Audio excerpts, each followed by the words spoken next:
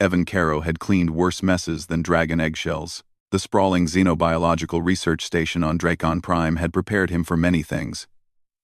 Corrosive alien fluids, bioluminescent slime trails, even the occasional escaped specimen, but nothing had prepared him for the tiny obsidian creature that had been shadowing him for 3 days straight. The hatchling Silith, as the researchers had named her, was no larger than a house cat, though her wings already spanned twice her body length. Her scales shimmered with an iridescent quality that shifted between deep purples and midnight blues depending on the light, and she followed Evan everywhere. "Shoo," Evan muttered for the 100th time that morning, waving his mop at the creature as she perched atop his cleaning cart. "Go back to the observation wing. You've got scientists who actually want to study you."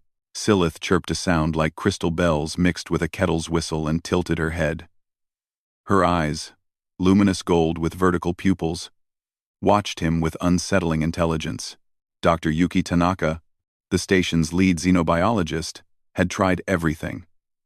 Electromagnetic barriers, pheromone deterrents. Even relocating Silith to the other side of the facility, the hatchling always found her way back to Evan within hours. She'd squeeze through air ducts, bypass security doors by triggering emergency releases with her surprisingly dexterous claws, and once, memorably, had ridden the garbage disposal system straight to the janitorial closet. "It's unprecedented," Dr. Tanaka had said during yesterday's briefing, her frustration barely contained. "Dragons are pack creatures, yes, but they don't imprint on other species, especially not humans. Their biology, their psychology, everything we know, suggests this shouldn't be possible." Evan had simply shrugged. He was good at his job precisely because he didn't ask questions. The galaxy was full of things that defied explanation. His role was to keep the floors clean and the recyclers running, not to understand the cosmic why of it all. But the why found him anyway. It happened during the night cycle, when the station's lights dimmed to simulate planetary darkness. Evan was buffing the observation deck floors, a tedious job made more tedious by Silith, curled up on his cart, refusing to move when the emergency klaxons shattered the silence. "Hull breach, Sector 7, the automated voice announced with mechanical calm. "Atmospheric containment failing. All personnel evacuate immediately."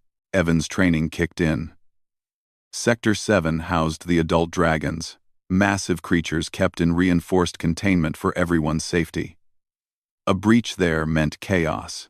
He grabbed his cart, ready to head for the emergency pods, when he noticed Silith wasn't following. The hatchling stood rigid, her small body trembling. A low, mournful keen escaped her throat, a sound so heartbreaking it stopped Evan in his tracks. Then he understood. Silith's mother was in Sector 7. Protocol dictated evacuation. Common sense screamed at him to run. But Evan had always been terrible at listening to either. He sprinted towards Sector 7, Silith now flying alongside him with desperate wing beats. The corridors filled with smoke and the acrid smell of melted hull plating. Other staff members rushed past in the opposite direction, their faces masks of terror. The breach was worse than he'd imagined. A micrometeorite strike, 1 in a billion chances, had punched through 3 layers of shielding and torn open the primary containment chamber. Emergency bulkheads had sealed the sector.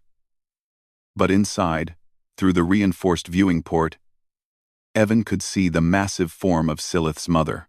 Vorithix, the station's prize research subject, a dragon the size of a small shuttle, lay pinned beneath a collapsed support beam.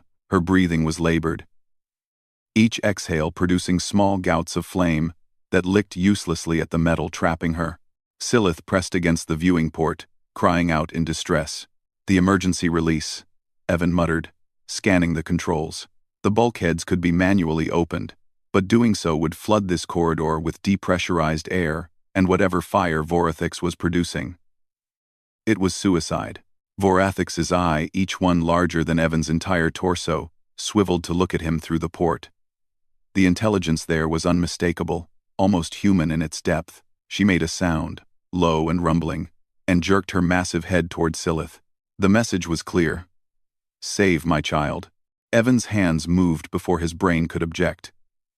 He overrode the safety protocols, feeling the station's AI screaming warnings at him through his work terminal. He grabbed Silith, tucking her into his maintenance jacket despite her squirming protests.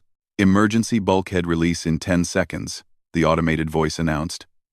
"Warning. Hostile environment detected." Evan ran. Behind him, he heard the massive doors grind open. Heard Varathix's roar of fury and pain as she dragged herself free. The corridor behind him erupted in superheated air and dragonfire, but Evan had already rounded the corner, his legs burning, his lungs screaming. He made it to the emergency pod bay with seconds to spare, collapsing inside one of the cylindrical escape vessels. Silith squirmed free, checking him over with concerned chirps. The pod launched, joining dozens of others fleeing the crippled station. Through the small viewport, Evan watched as something magnificent emerged from the breach in Sector 7. Varathix, wings spread to their full, terrifying span, flew free into the void of space. Behind her, she dragged the support beam, using it to seal the breach with a display of strength that defied physics. Dragons, Evan had learned in his orientation, could survive in vacuum for short periods. Apparently, they could also perform emergency hull repairs. The dragon turned, her massive form silhouetted against Draken Prime's purple sun, and looked directly at Evan's pod. Just for a moment, then she was gone, diving back through the breach she'd sealed, presumably to help stabilize the station from within. Silith settled into Evan's lap, purring an odd, rumbling sound that vibrated through his chest. She looked up at him with those golden eyes, and Evan finally understood. Dragons didn't choose their pack randomly. They valued courage, loyalty, and the willingness to act when action meant sacrifice.